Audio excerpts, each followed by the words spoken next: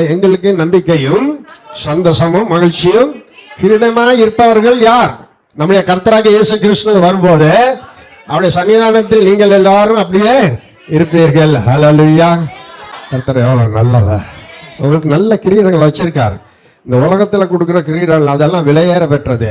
இங்க எல்லாம் கொடுக்குற சும்மா சொல்றோட யாக்கப்பட்டு 12 பிள்ளைங்க ஆண்டவர் சொல்றல, பரலோக ராஜ்யத்துல பொத்தல வீதியில அவங்க எல்லாம் எப்படி இருக்காங்களாம்? முத்துக்களா இருக்காங்களாம். அப்ப நீங்கள் நான் ஆண்டவருக்கு எப்படி இருக்க வேண்டும்? கிரீடத்தை பெற்றுக்கொள்ளத்தக்கதாக ஓட வேண்டும். வாஞ்சியோடு ஓடணும். ஆண்டு சமத்தில் ஓடும்போது எப்படி ஓட வேண்டும்?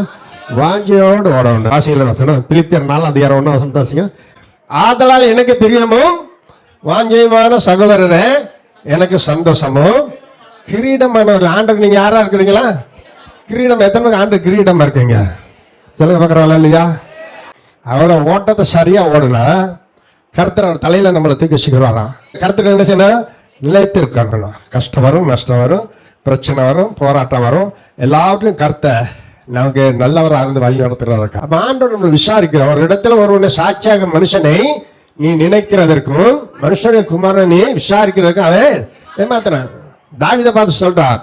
தாவீது சொல்றால, ஆண்டவரே நீ கொடுத்துருக்க இந்த வீடு வாசல் எல்லாமே ஏமாத்திரம் ஆண்டவரே, சகலத்தின் எனக்கு என்ன செஞ்சிருக்க?